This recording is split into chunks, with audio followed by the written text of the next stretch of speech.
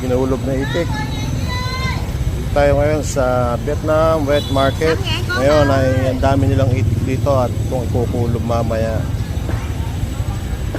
mas masarap to kaysa sa lechong manok. Mga katatapos lang nito mga itlog yan, itong mga tong itik na to. Nagpakatay tayo ng 3 piraso. Ating kukulubin mamaya.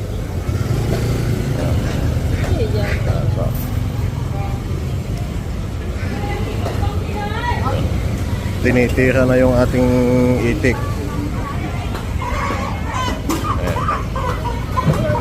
Mga native na manok.